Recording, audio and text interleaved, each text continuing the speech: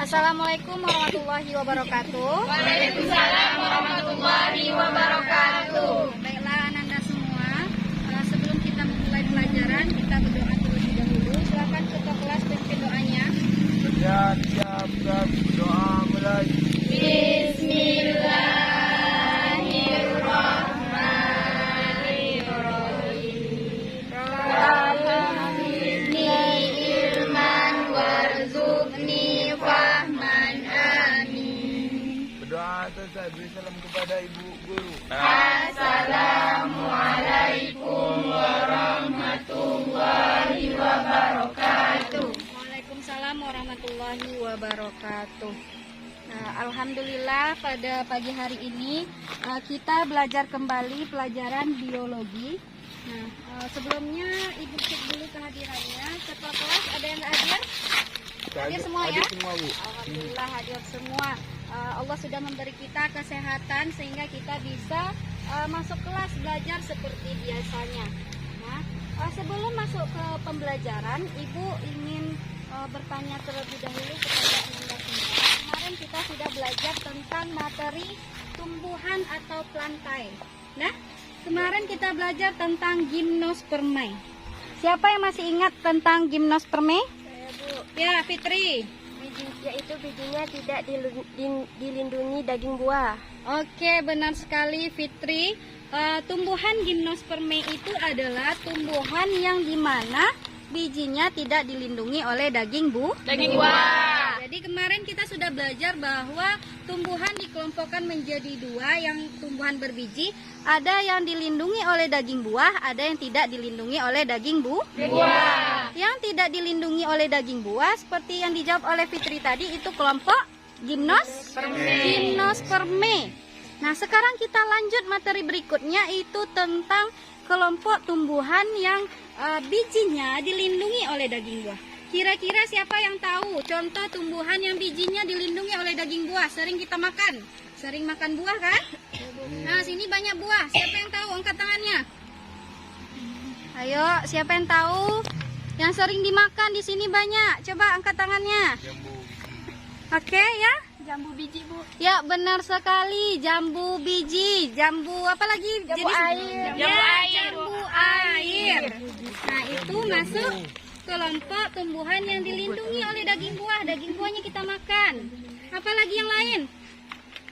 Jambu bol, Bu. Jambu bol ya, sejenis jambu-jambu. Nah, contohnya yang di sini yang ada di sedekat kita ini Jambu air. Jambu air. Ini dia lagi berbunga jambu airnya. Nah, kelompok jambu air ini masuk kelompok tumbuhan yang memiliki dilindungi oleh daging buah atau kelompok Angiospermae. Jadi ciri utama kelompok Angiospermae ini di mana bijinya dilindungi oleh daging buah. Nah, kelompok Angiospermae ini dikelompokkan lagi jadi dua. Apa itu? Ada yang berbiji keping satu dan biji keping dua. Kalau yang di samping kita ini, di dekat kita ini, jambu air ini kelompok berkeping satu apa keping dua? Satu, Bu. Dua apa satu? Kelompok berbiji keping biji keping dua. Dia masuk kelompok Myrtaceae. Coba tengok bukunya. Myrtaceae, dia masuk kelompok Myrtaceae. Si jambu air ini masuk kelompok tumbuhan Myrtaceae. Ada dapat? Ada, Bu. Kelompok dikotil itu biji berkeping dua. Nah, dari ciri-cirinya aja kita udah bisa tahu dia ini kelompok tumbuhan dikotil. Apa ciri-ciri kelompok tumbuhan dikotil? Coba perhatikan di yang ada dekat kita nih. Daunnya seperti apa? Lebar. Bentuk tulang daunnya seperti apa? Panjang. Berdaun tunggal atau majemuk. Bentuk tulang daunnya, ya dia daunnya tunggal. Bentuk tulang daunnya seperti apa? Menyirit. Nah, jadi kalau kita lihat tumbuhan di sekitar kita, itu udah tahu kita kalau dia menyirip atau menjari, ini menyirip ya, itu masuk kelompok dikotil. Ini dari segi daun. Kemudian dari segi apa lagi? Dari segi bunga bisa juga kita lihat. Nah, ada bunga dari segi bunga kita lihat ya. Bunga yang tumbuhan dikotil itu kelipatan mahkota bunganya antara 4 sampai 5. Bisa kita hitung nih, karena ini ada yang jatuh jadi nggak kelihatan. Ini jumlah mahkotanya 1, 2, 3, 4 ya. Nah, kelipatan 4 berarti ini masuk dia jenis ke mahkotanya kelipatan 4. Nah, itu ciri dikotil lagi. Apa ciri dikotil lagi? Kita bisa lihat dari akarnya. Nah, kalau akar dari ini kita bisa lihat bahwa dia akar Tunggang. benar sekali. Tunggang. Berakar tunggang. Dia akar tunggang, kokoh dia ya.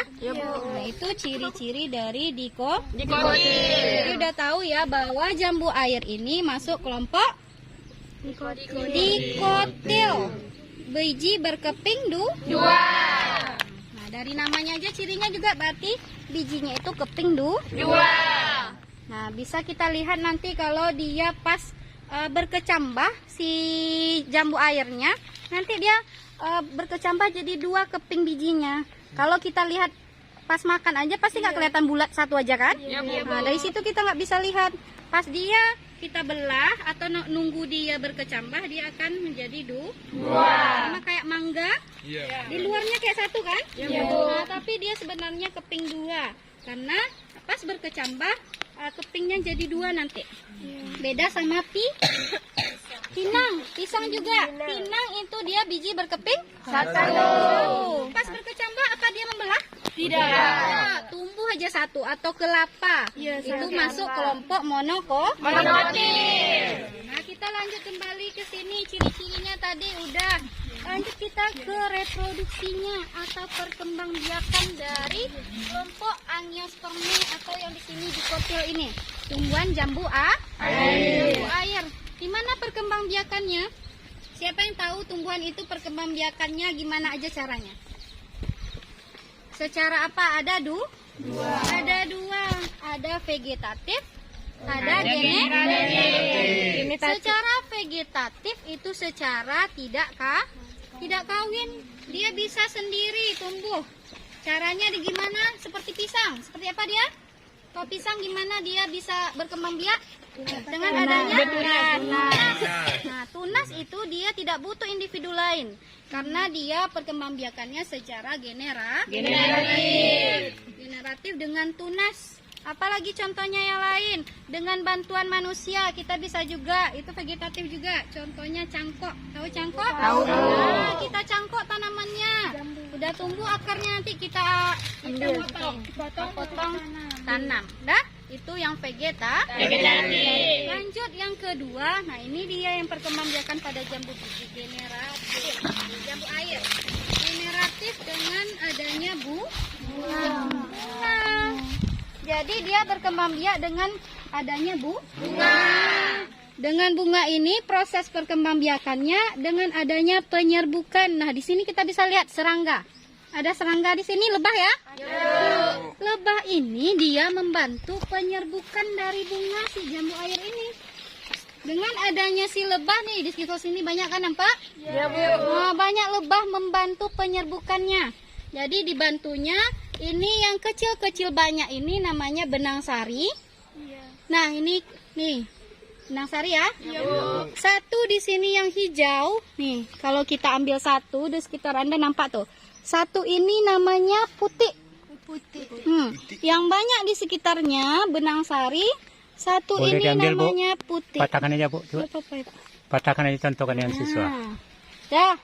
Ini benang sari yang banyak di sini namanya benang sari 1. Nah, jadi kalau putih itu cuma 1. Kalau benang sari banyak di sekelilingnya. Ya? Nah, tahu ya yang mana benang sari, mana putih? Ya. Di benang sari ini di dalamnya itu di kepala sari ini yang ujung-ujungnya kepala sari namanya ya. Di ujungnya ini kepala sari itu terdapat serbuk sari.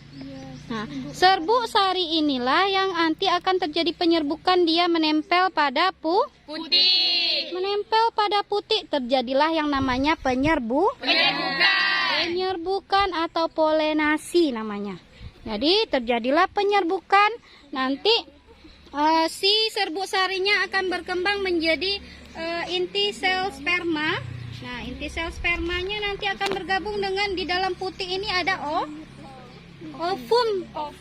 Ada ovumnya, ada sel telurnya di dalam putih. Jadi kalau di sini kan kita nggak membelahnya, dia di dalam. Di bawah ini ada ovumnya di dalam. Nah, di situ nanti dia masuk serbuk sari ke dalam tangkai putih, masuk ke dalam, dia berkembang jadi inti inti Boleh sperma. dibelah Bu, mana yang opum itu Bu? Biar tahu siswa kita. Yang mana opum itu? Dia nggak belahnya harus pakai pisau, Pak. Harus pakai pisau ya? Iya, di dalam ini. Di dalam ini coba dapat pisau Bu, bisa dapat. Di sini bakal buahnya nanti. Nggak di bisa, sini. Pak. Nggak bisa ya? Dia ini kan ujung. Habis ya, ini benang sarinya kita copotin. Nah, sarinya kita copotin, tinggal Putih. Nah, ini putih, kepala putih, tangkai putih. Nah, di paling bawahnya nanti itu ya, yang bakal berkembang jadi biji, bakal biji. Bakal biji berkembang jadi biji, kemudian bakal buah berkembang jadi buah. Di sini nanti dia masuk, kemudian berkembanglah inti sperma 1 bertemu dengan ovum, kemudian dia menjadi bakal buah. Inti sperma 1 bertemu dengan ovum menjadi bakal biji, kemudian inti sperma 2 bertemu dengan endosperma, dia akan bertemu dengan inti kandung lembaga sekunder, dia akan menjadi endosperm untuk sumber makanan bagi zigotnya yang bakal jadi tumbuh jadi buah. Ya. Kalau umpamanya kambing atau manusia kan jelas mana yang jantan, mana yang betina ya Bu ya. Kalau buah ini di mana yang jantan, mana yang betinanya ini Bu? Oh iya.